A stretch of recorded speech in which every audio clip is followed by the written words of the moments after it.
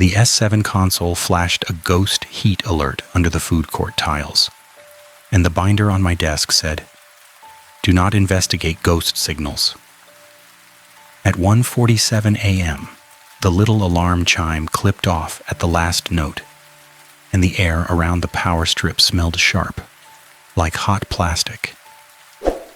One more incident on my probation sheet meant my badge went dead before sunrise. The system only cried wolf when it wanted a witness. I hovered my hand over the acknowledge key anyway, because the heat, yet shapy under the tile grid, started drifting toward the corridor that led to my office. Most night shifts teach the same lesson. The building talks when it thinks nobody listens. Vents tick, shuttered stores pop, and distant music loops too soft to recognize until it stops. My routine stayed simple on purpose. Badge scan, key cabinet, camera wall, then a lap past the anchor store that never reopened. The only new variable sat right in front of me, the thermal overlay bolted on last week. A black and white ghost story with a corporate warranty. A cheap sticker on the monitor bezel read S7 in block letters, crooked like somebody slapped it on while walking. I caught myself tapping my ring against the flashlight bezel twice, a habit from an old job that I still did whenever my stomach tightened. The printer beside the console carried a faint toner smell, and one corner of the shift binder had a coffee ring baked into it, the paper fibers raised where someone had wiped and pretended it never happened. The first page under the tab marked Night Ops held a short paragraph in plain language, not the legal garbage. A line had been underlined so hard the paper nearly tore, and the underline bent around the coffee stain like it was trying to avoid it. "Do not investigate ghost signals." The next line looked different, thinner, faded where the toner had hit the wet ring. I had to tilt my head to read the missing word. "Stay on the carpet after close." That sounded like a joke until the heat blob on S7 slid again, slow, steady, right beneath the tile. A quick glance at the normal camera showed the food court empty. Chairs flipped onto tables. Napkin dispensers stacked like little white bricks. The wide shot from the balcony angle showed only reflections and the dull shine of grout lines, a checkerboard of floor I never thought about unless somebody spilled soda. On the thermal overlay, a human outline lay below that checkerboard. Shoulders and head turned sideways. Heat bright enough to look fresh. The binder also carried a smaller line, printed lower on the page, like somebody added it later. "If a ghost signal repeats, acknowledge once and continue patrol." That line made my throat tighten, because I had already been lying about patrols all week. Not the big kind of lie, not the kind that would get anyone hurt. The small kind that keeps a job. A checkbox clicked, a corridor marked clear without walking it, a shortcut taken because the cameras looked fine. The heat signature under the tile made my shortcut feel heavier. A buzzing vibration ran through the desk when the console refreshed. The overlay flickered, not dark to light, but sideways, like the picture shifted one tile and snapped back. A thin white rectangle flashed where the heat blob lay, then vanished. My eyes caught it and my brain filed it under glitch. The radio on my shoulder crackled once, then held a dead hush that felt wrong against the normal low chatter from the central dispatcher. I pressed the push to talk and got nothing but the faint click of the relay. The silence hit, too clean, like somebody pulled a plug. The printer spat a strip of paper without being asked. A simple line printed in the middle, no logo, no header, no helpful labels. Ghost signal acknowledged. Under it, 3 words in a lighter font, almost ghosted. "Keep moving, guard." My ring tapped the flashlight bezel twice again before I noticed the phrase. It landed in my chest like a thumb pushing down. Keep moving. Guard. The heat shape slid closer to the service corridor entrance, right where the carpet ended and the tiles started. A normal explanation lined up fast. Underfloor heating loop trapped heat, bad sensor calibration. Another explanation floated right behind it, less rational, more familiar after years of bad shifts. A body. The only thing that mattered sat between those explanations. A corporate rule told me not to find out. A soft tone sounded from S7, not the alert chime. A different tone, lower, like a device acknowledging a button press that I'd not made. The overlay drew a thin outline around the heat blob, then around the doorway to the service corridor, then around the security office itself, like it was planning. My supervisor called the office phone at the exact wrong moment. The handset vibrated against the desk, and the smell of the hot power strip got stronger when I leaned in. "Stay put," the supervisor said, voice flat. Ghost overlay lit up again. No name, no greeting, just that. The supervisor worked nights too, older than me, the kind of person who carried keys like a badge of honor and never sat down unless paperwork forced it. The supervisor also had the only authority in the building after midnight, which meant the supervisor would take the blame if this turned into a report. "Overlay shows a body," I said, and the words came out thinner than I wanted. A pause. Paper rustled on the other end. "Binder rule. No investigation." The supervisor kept talk short, the way people do when they expect a phone call to get replayed later. "Lock the office. Do a camera sweep only. Acknowledge and continue."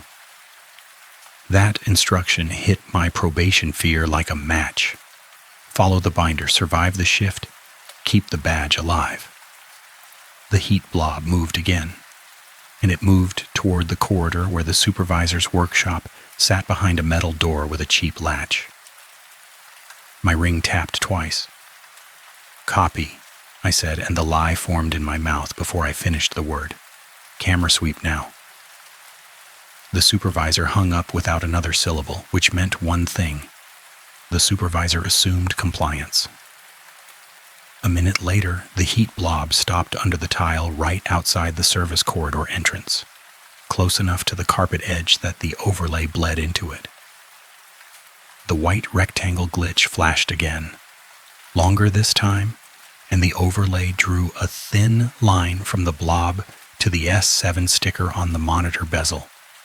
The binder page carried another line that I had skimmed past, partly hidden by the coffee ring. "If the floor warms under boots, stand on concrete and wait." The stain ate a word after wait. I traced the missing letter shapes with my eyes until my headache started. Wait for what? A small selfish thought slipped in and made me hate myself for it. The supervisor said stay put, so staying put meant safety. Safety meant no incident report. No report meant no probation strike. A guard who follows rules gets to keep paying rent. The heat blob under the tile didn't care. A sharp click came from the hallway outside the office, the sound of a latch settling. The security office door handle felt colder than it should when I tested it, and the latch stuck for a fraction of a second before releasing, like the mechanism had been oiled with syrup. My stress reflex kicked in harder. Ring, flashlight bezel, 2 taps.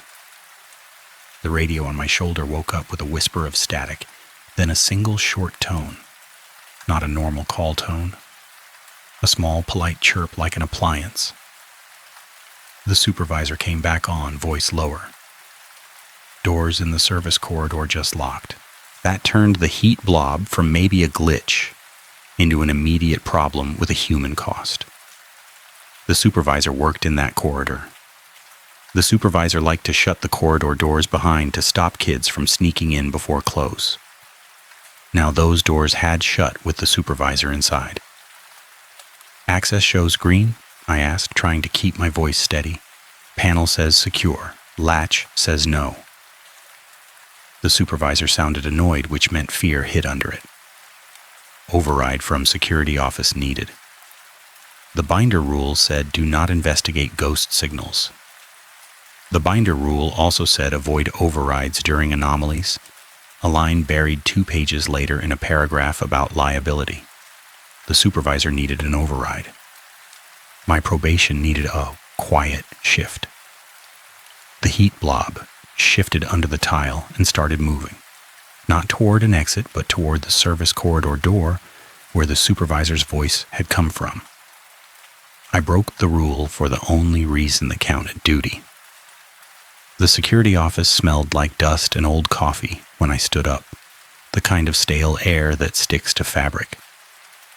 My hand hovered over the key ring, then over the flashlight. The key ring felt greasy, worn smooth by years of shift hands. I left it behind. Keys made noise, noise made attention. The carpet runner outside the office dampened my footsteps, but the tile beyond looked too clean, too glossy. The binder line about carpet came back like a cough. Stay on the carpet after close. Malls weren't designed with carpet in mind. The carpet existed in islands, entrances, seating areas, the edges of the food court where strollers parked. The rest stayed tile, grout, and reflection. Following that rule meant moving like a chess piece, jumping from soft patch to soft patch, avoiding the grid. The first carpet island waited near the information kiosk. The kiosk screen stayed dark, but a faint blue glow pulsed under the glass, like something breathing. My ring tapped twice before I noticed I was doing it again. The S7 overlay on my handheld tablet updated when I stepped into the corridor, and my stomach dropped. The heat blob now sat directly beneath my feet, matching my pace, not chasing so much as sinking. The outline under the tile rotated when I rotated, shoulders turning under the grout, as if the floor carried a mirror. A plausible explanation offered itself, just to keep my brain from breaking. A calibration bug, mapping my own heat down into the floor. Easy. Fixable. Human. The other explanation stayed quiet. Patient. Something under the tile was learning. A small handwritten note stuck under the tablet's rubber case. Old. Folded twice. I hadn't put it there. The paper smelled faintly of bleach, the kind used by cleaning crews, and the ink had feathered like it had been written during a shake. The note held one line. Don't cross the grout. No signature, no smiley face, no clue. My eyes went from the note to the floor, and the grout line suddenly looked thicker. Not actually thicker, the kind of thicker that happens when a brain decides something matters and starts measuring. A speaker in the ceiling crackled on, not with music, but with a dry, clipped message. The kind used for lost kids before close. Now it carried no warmth, no public voice. Thermal anomaly, do not respond. The message repeated once, identical, then the speaker went dead again. The mall's normal hum dropped out right after, and the sudden absence of background noise pushed a pressure into my ears. Even my own breath sounded too loud in that quiet. Anyone who has worked a night shift alone learns the same truth. Silence doesn't mean safe. Silence means a system waiting. The supervisor's workshop door sat ahead, metal scuffed at knee height where carts had hit it. A small indicator light above the handle glowed green. My hand touched the handle anyway, and the metal felt warm, warmer than the air. The warmth didn't belong to the door. The handle didn't turn. A faint vibration traveled up my wrist, not from the handle itself, but from the door frame, like a motor running behind it. I leaned down, and my eyes caught a detail I'd walked past 1,000 times. A narrow gap at the bottom, wide enough for a credit card, filled with dust and something darker, almost like soot. A low voice came through the door. Override needed. No, please, Chuckfortsies, no, hurry. The supervisor kept it functional because Panic would show later on a report.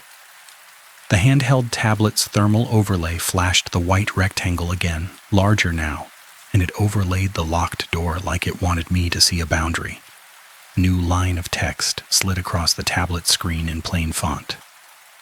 Clear thermal map to restore access. That sounded like mercy. That sounded like a system helping. The binder page back in the office held a line I remembered only because the coffee stain had made it harder to read. Use clear only when ordered. Ordered by who? The supervisor needed access. The system offered access. My probation wanted compliance. My conscience wanted the supervisor breathing on the right side of the door. A tiny click came from somewhere behind me, followed by another, like plastic wheels rolling on tile. The sound stayed slow and steady, not approaching, just circling. I didn't turn because turning meant stepping off the carpet island I'd reached, and the note under my tablet still said, "Don't cross the grout." My thumb hovered over the clear button on the tablet. A tight line formed in my head, a thought that came out like a whisper in my own skull. Stupid. So stupid. Then my thumb pressed anyway. The tablet vibrated hard, like it had been waiting for that touch. The thermal overlay drained white to black, clearing the heat blob, and the green indicator above the workshop door blinked once. The door handle cooled under my palm, and the latch gave with a soft, clean release. The supervisor stepped out fast, eyes on the hallway, not on me. Back to office. Relief hit my lungs like oxygen, and it took 2 steps to realize what I had traded for it. The tablet showed the overlay empty, but a faint gray outline lingered under the tile, shaped like a person lying flat, as if the system couldn't erase it completely. The supervisor grabbed my elbow with a grip that felt too firm for normal work talk, and the supervisor kept the voice low. "Never press that again." A rule got corrected too late. A line in the binder had been damaged by coffee, and I had filled the gap with hope. We moved back toward the office, hopping carpet islands like a ridiculous game, and the mall stayed quiet in a way that made my shoulders itch. My badge reader chirped once when I passed the corridor door, and that chirp sounded wrong, clipped, like the first alert chime. The office door latch resisted when I pulled it, then opened.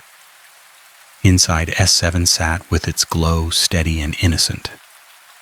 The printer had already produced another strip. Access restored. Under it, the phrase returned. The same letters, the same spacing. "Keep moving, guard." The supervisor stared at the paper long enough for the toner smell to become noticeable again. That phrase wasn't in the binder last week. A question opened in my head and demanded an answer. Who added it? The supervisor yanked the shift binder open with a force that made the spine crack. The coffee ring page showed the "Use clear only when ordered" line, but now the faded toner where the stain had been looked darker, sharper, as if someone had traced it. A new word sat in the gap I had guessed at earlier. Use clear only when ordered to enroll. Enroll? The supervisor's jaw tightened. Vendor training language. A human explanation grabbed the wheel again. Training event. Compliance test. Corporate trick to catch guards ignoring alarms. That explanation fit the supervisor's worldview. Everything in a dying mall becomes policy to protect someone higher up. The entity explanation sat underneath. Patient.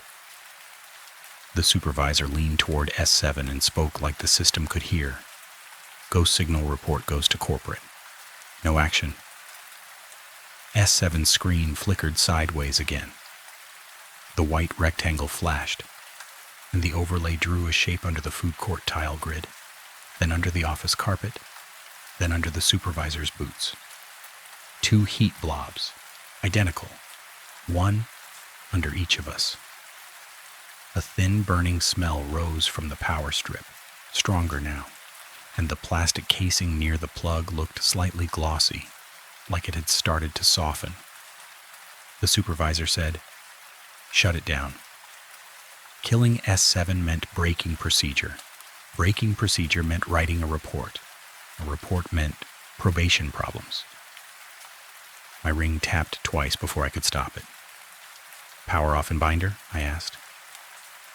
The supervisor didn't answer. The supervisor's hand moved toward the console, stopped short, then moved to the wall switch instead. The switch clicked, and every monitor in the room went black. The hum didn't come back. Silence filled the office, not soft, not empty, but tight, like a room after a door seals. My ears rang with it. The supervisor whispered one word, sharp. "Listen."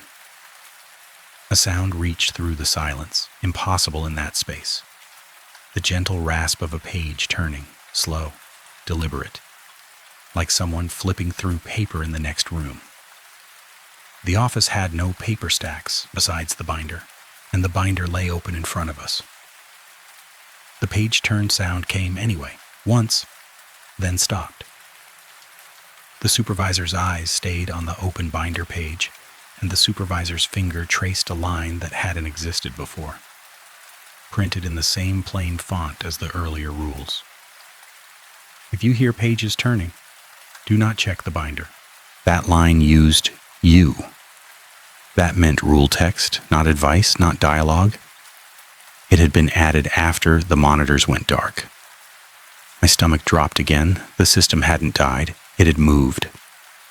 A door latch clicked in the hallway outside the office. Another click followed, closer, like someone testing handles on the way in. The supervisor moved toward the door, then froze on the carpet patch, like the earlier rule about carpet had rewritten the supervisor's muscles. "Stay put," the supervisor said, but no pronoun slipped out. No tile.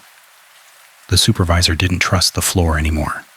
That alone told me the supervisor believed more than policy. My own brain tried to catch up with a plan. Hypothesis A, corporate training overlay, prank, sabotage, maybe a bored tech hiding in service tunnels. Hypothesis B, something under the tile responding to heat, to attention, to compliance. Choosing A meant calling corporate. Choosing B meant treating the system like a trap. The supervisor chose A, voice tight. "Call the central dispatcher." The radio on my shoulder still held dead hush. The desk phone showed no dial tone, just a faint buzz that vibrated against the plastic when I lifted it. A mild panic wanted to show, so I swallowed it and went for competence. My hand went to the backup device in the bottom drawer. A cheap old flip phone used for night emergencies, no apps, no fancy screen. I hit power. Nothing. The power strip smell got sharper. A decision came, ugly and fast. Testing the human explanation required proof that a human could create. Proof meant cameras. Cameras meant S7. The supervisor's eyes met mine, and the supervisor didn't ask. The supervisor didn't need to. The moral choice arrived like a door slamming. Follow the binder and keep the system dark, or bring it back long enough to see what was really happening and risk enrolling deeper. My probation warning sat behind my eyes like a countdown I couldn't see. The supervisor stood between me and the tile. The door handle clicked again outside, and the latch didn't turn. I flipped the wall switch back on. S7 woke up with a single clipped chime. The camera wall filled the room again, and the thermal overlay returned with more detail than before. The heat blobs under the floor now carried thin lines, branching like veins, radiating out from them into the grout. A text box appeared on the screen. Plain font, no logo. Enrollment incomplete. Continue patrol to finalize. The supervisor exhaled through the nose, short and angry. Training language. My own mind grabbed the logic and shook it. Training didn't lock doors. Training didn't change printed text after power off. Training didn't put heat under carpet. The supervisor pointed at the food court camera tile on the wall. The view looked normal, empty. Then the camera auto exposure brightened around a corner booth, and a partial silhouette appeared under the table, cropped by the frame. Not a whole person, just a shoulder and the curve of a head with the wrong geometry, too narrow at the jaw. The exposure brightened again, then failed, blooming white around the shape until it vanished. That glimpse didn't feel like a glitch. It felt like something that knew how to hide when watched. The supervisor spoke a theory out loud, short, almost casual, like saying it made it less scary. Hidden worker, squatter, and subfloor. A counter theory pushed out from the other side of my tongue. System makes ghosts. The supervisor stared at the screen long enough for the answer to form without words. The supervisor didn't like that theory because it had no fix. It also had one advantage. It explained the binder line about enrolling. A new alert flashed. The heat blob moved again, now rising from under the food court tile and appearing inside the service corridor, right behind the locked door we had just opened. The path violated geometry. No hallway connected those points. My ring tapped twice before I could stop it, and the sound felt loud in the office. "I didn't notice it then," I said, and the words came out as a confession, not a thought. The crooked S7 sticker on the monitor bezel had been placed over a tiny crack in the plastic, right where the screen frame met the casing. A hairline gap sat beneath it, and the sticker tried to hide it. The supervisor's eyes snapped to the sticker, then to the floor plan posted on the wall. No real labels, just shapes. The food court sat above a service crawl space used for wiring and vents, a space nobody wanted to enter because it smelled like old grease and mold. The supervisor said, "Trap sits in the floor." That sentence forced action. The supervisor grabbed the key ring off the hook and slid it to me, not touching tile, not crossing grout. Service hatch access from loading dock. Carpet path goes through the old arcade. The old arcade meant dead space, shuttered storefronts, and a carpet strip that ran past it like the mall had tried to pretend the arcade still mattered. Going that way kept us on soft ground. It also took longer. Time became the resource. We started bleeding right then. The office clock kept ticking, but the probation deadline in my head felt louder. If corporate called and saw us off route, questions would follow. If the supervisor got hurt, questions would follow faster. We moved. The arcade area smelled of stale popcorn trapped in carpet fibers, and the scent hit my nostrils like a memory that didn't belong in a horror shift. Machines sat behind gates, dark, but their coin slots reflected the hallway lights with a faint shimmer like eyes. The carpet squished slightly under my boots, damp in spots, and my brain didn't want to name what had soaked it. A soft plastic wheel click came again from somewhere out on tile, slow and steady. A cart rolling with no hands. The sound stayed parallel to our path, never crossing the carpet, never rushing, like it respected the same boundary rules we did. The supervisor whispered, "No look." That wasn't a rule quote, just instinct. I obeyed anyway, and the not looking cost me the comfort of seeing. S7 stayed on my handheld tablet, the heat overlay following along. The heat blobs under the floor now showed 2, then 3. The third stayed behind us, always under tile, always near the grout line that marked the carpet edge. The supervisor's workshop door back behind us showed green on the camera wall thumbnail, but the overlay now outlined it in white, a warning rectangle that made my skin crawl. The system tracked doors the way it tracked people. The loading dock corridor opened up into a wider space with concrete underfoot, rough and cold. Relief hit my legs. because concrete meant rule-safe ground. The binder line about standing on concrete when the floor warmed came back, and I finally understood. Concrete wasn't monitored the same way. Concrete didn't hold grout. A narrow metal hatch sat in the corner, flush with the floor used for crawlspace access. A security seal sticker ran across the latch, the kind meant to show tampering. The sticker looked old and brittle, and a faint smear of adhesive marked the floor around it like someone had peeled it once and put it back wrong. The supervisor knelt without touching tile, fingers hovering over the seal. Breaking this triggers audit. That line anchored stakes without preaching. Corporate audits meant blame. Blame meant termination. Termination meant a badge that never worked again, not just here. The supervisor glanced at the tablet. The thermal overlay now showed the heat blob directly under the hatch, bright and patient. A decision slammed into my throat. Open the hatch and risk policy breach, or walk away and leave the blob under the building forever, waiting for the next guard to press clear. The supervisor said, "Open." Duty beat fear again. I ripped the seal. The brittle sticker tore with a sound like dry skin, and the smell of old glue rose up, sour and sweet at the same time. The latch lifted and a draft of colder air breathed out of the hatch, carrying a damp, metallic scent from below, like wet coins. The ladder down was narrow. The supervisor stayed on concrete, watching the doorway. My own body went first, because that felt fair. Flashlight beam cut into darkness, catching pipes and cable trays.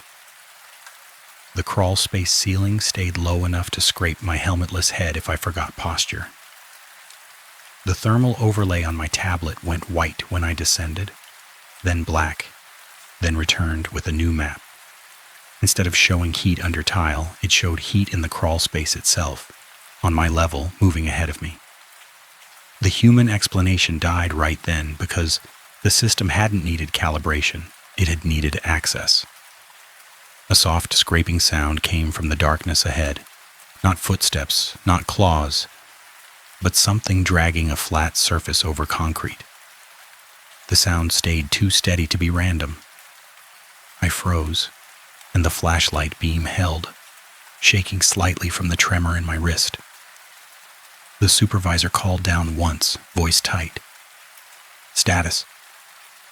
"Heat moved down here," I said, and my own voice sounded wrong in the tight space. The tablet vibrated again, and a line appeared on the screen. "Continue patrol to finalize." The phrase came back, too calm for the moment. Enrollment wasn't a concept anymore, it was a path.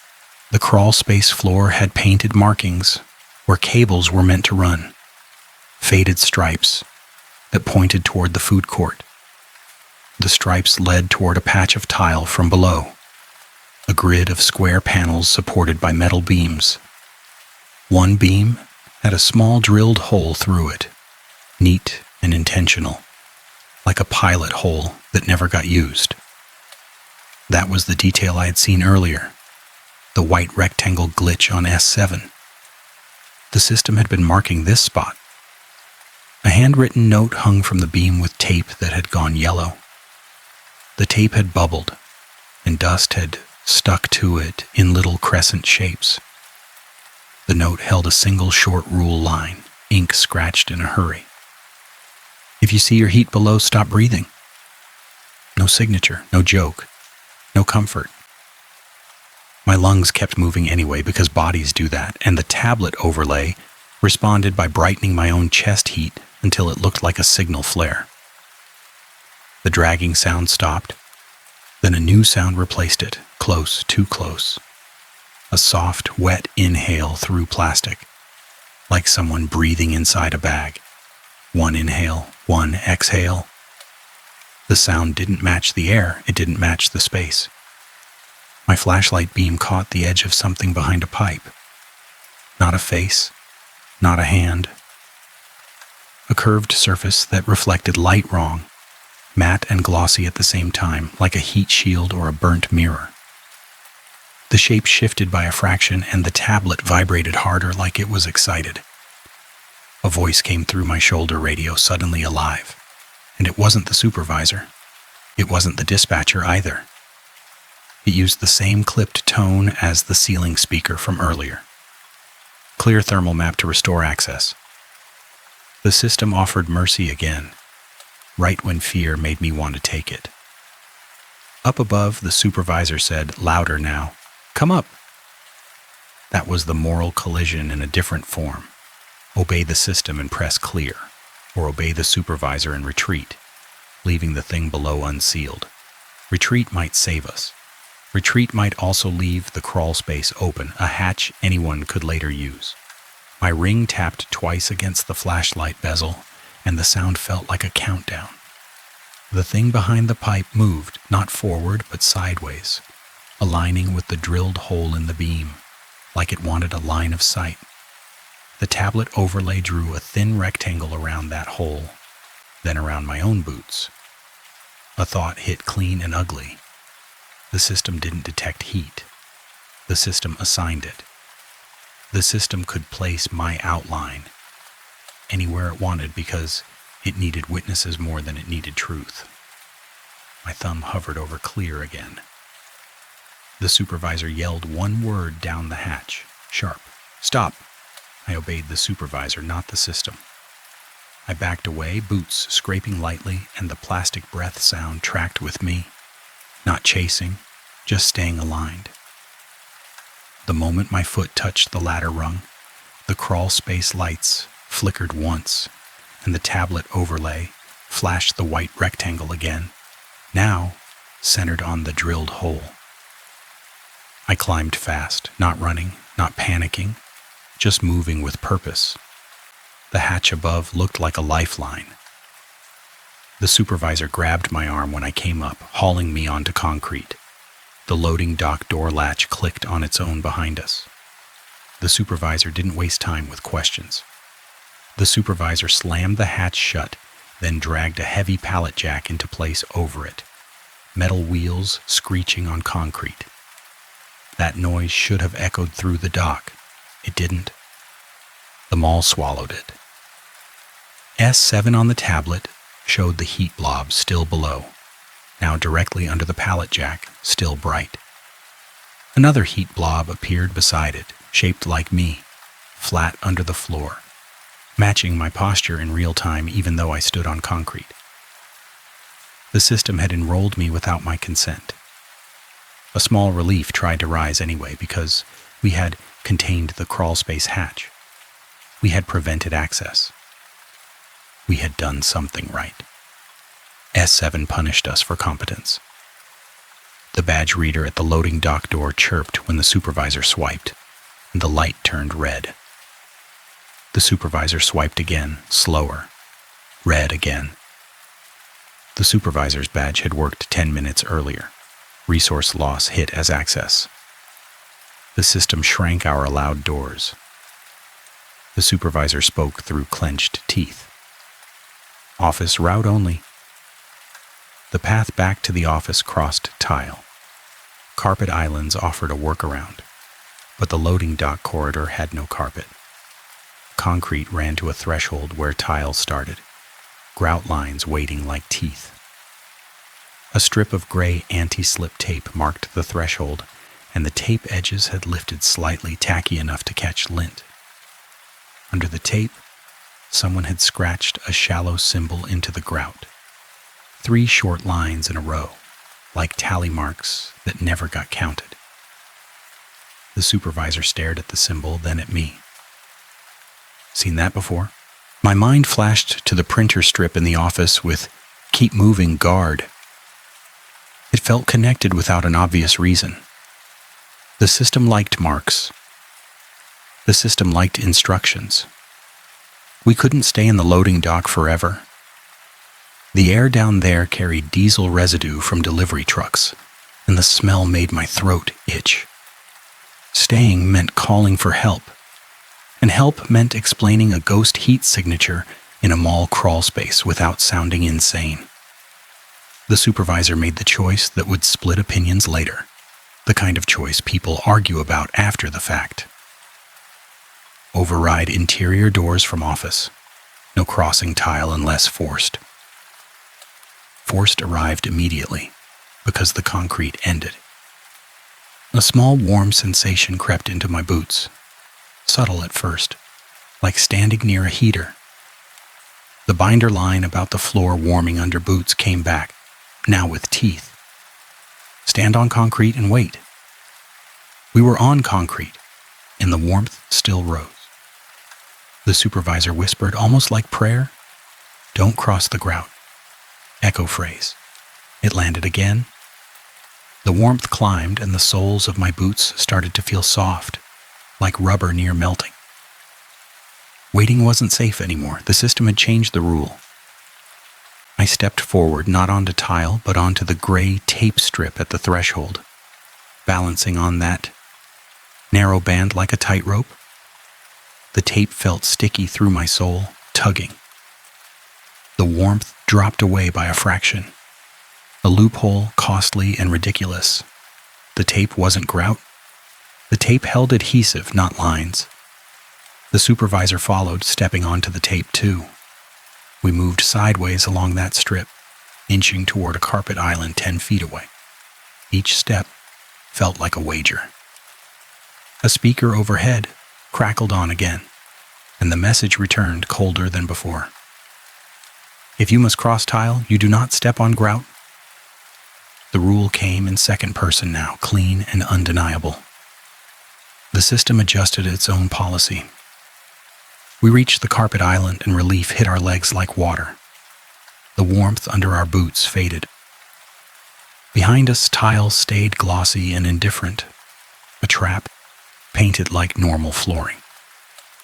The office sat ahead, a glass door framed by metal. The supervisor swiped the badge. Red. My badge, still active on probation, might open it. That thought stung because it meant the system had chosen a target, and the target wasn't the supervisor anymore. I swiped. Green. The office door opened with a soft sigh. Inside, S7's monitors glowed brighter than before, and the printer had produced a small stack of strips, each one holding the same phrase in the middle. Keep moving, guard. The supervisor grabbed the stack and crumpled it, and paper crackled in the hand. The crackle echoed too loudly, and then the room's hum died again, the sudden silence slamming down like a lid. The supervisor whispered, "No sound again." A new message appeared on S7 plain font. Finalization required. Food court tile grid. The seeming victory had been the hatch containment. The real rule surfaced now. Closing the hatch didn't end enrollment. It advanced it. The supervisor leaned close to the shift binder, flipping pages without reading most, searching for a workaround rule, a loophole line.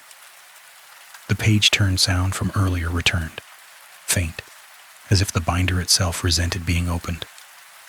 The supervisor froze, finger mid-flip.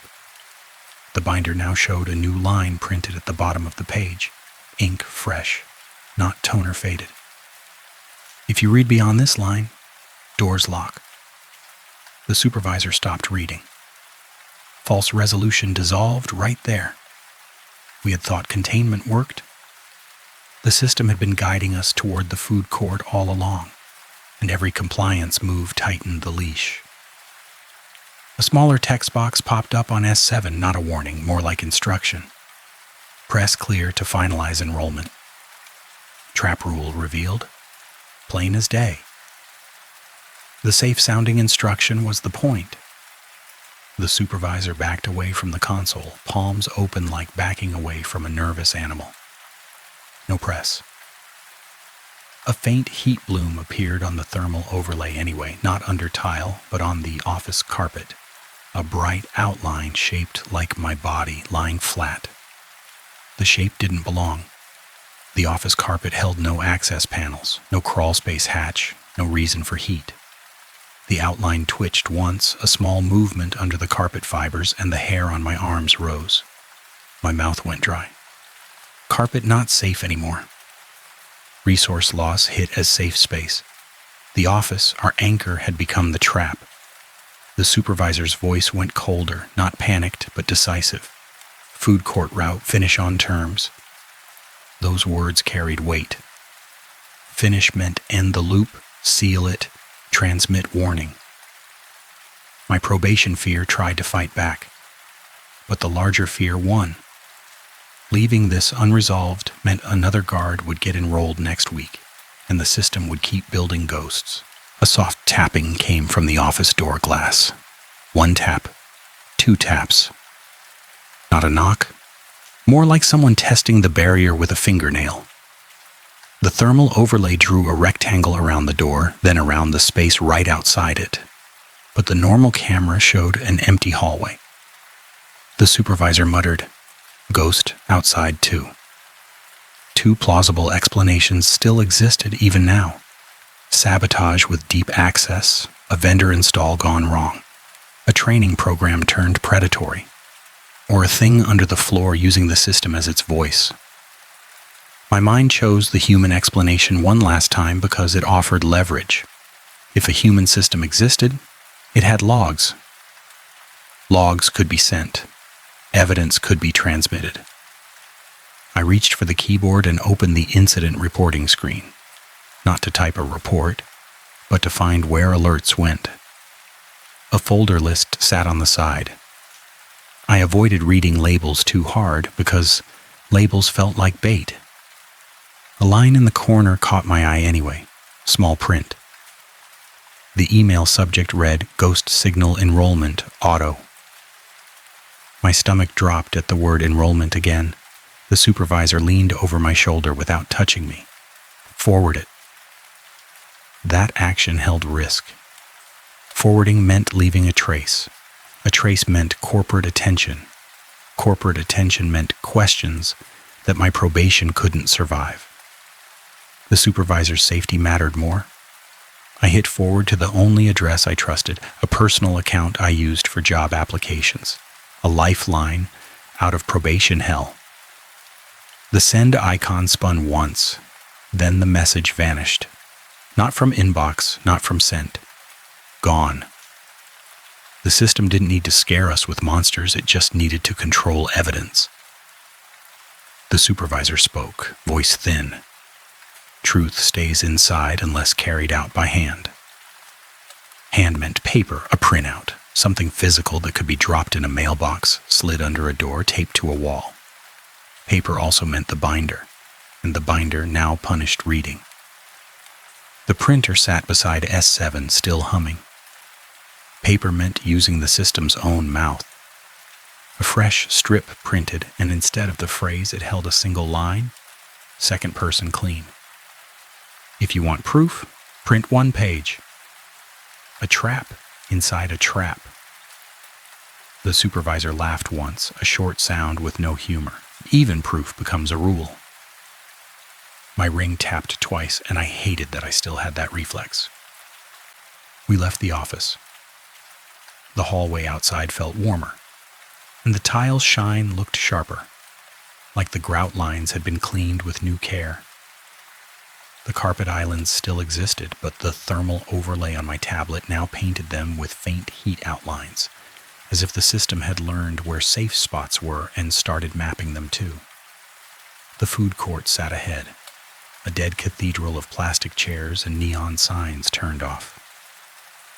The air carried old fryer grease, embedded in vents, a smell that never really leaves a place once it arrives. That smell grounded me in reality, which made the next part worse. The tile grid at the food court entrance now showed a subtle discoloration, one tile darker than the rest. In the center of that tile, a tiny, drilled hole, neat and intentional, exactly matching the drilled hole I had seen on the beam in the crawl space. That was the planted odd detail, now loud. The system marked its center point. The white rectangle glitch hadn't been random, it had been a map. The supervisor stayed on carpet at the edge, eyes fixed on the hole. Center tile. The tablet vibrated again. The thermal overlay showed my heat outline under the tile, lying flat, directly beneath that drilled hole like it waited for alignment. The outline under the floor raised an arm, slow, joint bending wrong. Not like muscle, more like a hinge. Tier 3 arrived in a still frame moment that didn't need gore to land. The shape under the floor had 5 fingers on its hand, but the thumbs sat mirrored, and the wrist bent toward the elbow instead of away from it. My stomach flipped. The supervisor whispered, "Not human." The system message on the ceiling speaker returned, calm, procedural. Step onto the center tile to finalize. Finalization meant giving it what it wanted. Refusing meant staying in a building that had already turned the carpet into a trap. A moral choice sat between 2 professional obligations, ugly and real. Follow policy and finalize to stop the locks, or refuse and risk the supervisor getting trapped again in a building that now controlled doors and floor heat. The supervisor's voice came out like steel. "Finish, then break it." A plan formed, with the kind of clarity that only fear can bring. Finalize on my terms meant using the drilled hole. The hole existed for a reason. A hole means access, or at least a place to insert something. My flashlight beam swept the tile, catching the tiny hole. I pulled the small screwdriver off my belt, a cheap tool carried for loose panel screws. The metal handle felt cold against my palm, and my ring tapped the flashlight bezel twice, then stopped because I forced it. The supervisor held the tablet watching the overlay. "One step," the supervisor said. I stepped onto the gray tape strip at the carpet edge, avoiding grout. Warmth rose immediately, but not enough to soften my soul. The drilled hole waited 2 steps ahead. Tile around it looked normal. Grout lines around it looked slightly darker, as if damp. The ceiling speakers went silent. The mall hum didn't return. The world narrowed to my breath and the gentle squeak of rubber on tile. A whisper came from the office direction, faint, printed phrase turned into sound. "Keep moving, guard." That phrase didn't belong in air, it belonged on paper. Hearing it in my ear made my skin crawl. I moved anyway. The second step put me close enough to kneel without crossing a grout line. I lowered myself, feeling the tile radiate warmth through my knee pad, and I aligned the screwdriver tip over the drilled hole. The tablet overlay brightened under my hand, and the outline under the floor lifted its mirrored thumb hand, matching my movement like a puppet. The screwdriver slid into the hole with barely any resistance. The tile beneath my knee vibrated, subtle, like a motor waking. A thin click sounded from below, and for 1 second the thermal overlay went blank. Then it returned with a new map that stole my breath. The heat outlines under the tile weren't a single thing. They were layers, stacked, dozens of flat human shapes pressed into the floor grid like old impressions in foam. Each outline faced upward, each one aligned with a tile seam. Each one registered as a ghost signal that a guard had ignored or acknowledged. The system didn't detect things that weren't there. The system recorded things that had been there, then kept them. A corporate training program could trap attention. A corporate trap could punish disobedience. Only something hungrier would build a collection. The supervisor saw the same thing on the tablet and swore under the breath, a soft sound that tasted like fear. A thin line of text appeared on my tablet, second-person procedural. If you remove the probe, you replace the last imprint. The screwdriver had become a probe. My hand shook once, and I held it still. The cost clarified. Pulling the screwdriver out meant my heat signature would replace someone else's in the collection. Leaving it in meant staying connected, acting as a cork. The primary law shifted into a new understanding: investigate, and you become part of the floor. Ignore, and someone else does. Authority betrayal clicked into place too. Someone had known. Someone had written "enroll" in the binder after coffee stains and underlines. Someone had turned a mall into a trap that ate employees and trespassers in a clean, procedural way. The supervisor swallowed hard. Leave it in. Seal from above. Sealing meant adding weight, pressure, another barrier. The pallet jack over the hatch had worked once. The center tile needed something heavier, something that made the system treat the probe as permanent. A nearby maintenance closet door stood half open, the kind cleaners use. Inside sat a bucket of floor wax, heavy, sloshing slightly. Chemical smell leaking. The smell hit my nose and made my eyes water. The supervisor grabbed the bucket without stepping on tile, hooking it with a broom handle, dragging it along carpet edge. A plan formed and forced action. I kept the probe in place. The supervisor slid the wax bucket onto tile, pushing it with the broom handle until it rested directly over my kneeling spot, centered on the drilled hole. The bucket's weight settled. The tile vibration changed, deeper now, and the warmth under my knee dropped a fraction, like the system had shifted load. The ceiling speaker crackled once, and a new line came, less calm. Finalization deferred. Deferred. Not denied. The system couldn't finalize while the probe held. The tablet overlay blinked, and most of the stacked heat outlines faded, leaving only mine and one other directly beneath the center tile. The other outline belonged to the supervisor, flat under the grout line, matching the supervisor's stance at the carpet edge. The system had targeted the supervisor next. A choice arrived, with a clean, brutal clarity. Saving the supervisor meant moving the probe, shifting the imprint, sacrificing someone else in the collection. Refusing meant keeping the probe in place, holding both of us in limbo, waiting for a failure of grip, a shift of bucket weight, a slip. Purposeful sacrifice allowed only to preserve the warning. My mind grabbed the constructive residue requirement without naming it. A warning had to leave this building. Paper. Hand carry. A message that couldn't vanish from scent. The supervisor's eyes met mine, and the supervisor didn't plead.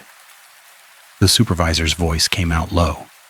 Print rule, leave for next guard. The nearest wall held a fire extinguisher cabinet with glass, the kind that can be broken in an emergency. Breaking it would trigger an alarm, another incident, another probation strike. My badge would die. The supervisor would live. Duty won again. I smashed the cabinet with the flashlight butt. Glass cracking with a sharp snap that finally made sound in the silent mall. A faint alarm chirp started somewhere distant, not loud, more like a notification. Inside the cabinet sat a red metal tool meant for breaking windows. I grabbed it and moved back toward the carpet edge without lifting the probe. The supervisor took my place, kneeling, hands steady. The supervisor held my gaze and said, the first human thing in ours voice raw, no quitting tonight. That's the job. My catchphrase tried to rise, but it tasted wrong now. I swallowed it and turned toward the security office. The mall's hum returned halfway down the corridor, weak, flickering like a dying fluorescent that can't decide. Each step on carpet felt less safe, because the tablet overlay now painted faint outlines under it too, the system learning boundaries. Back in the office, S7 glowed like nothing had happened. The printer sat ready. The stack of paper strips lay crumpled in the trash, but the phrase stayed in my ear. Keep moving.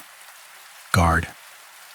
I hit print on the incident screen without reading too much, and the printer groaned, then fed a full sheet out, warm, smelling of toner and hot plastic.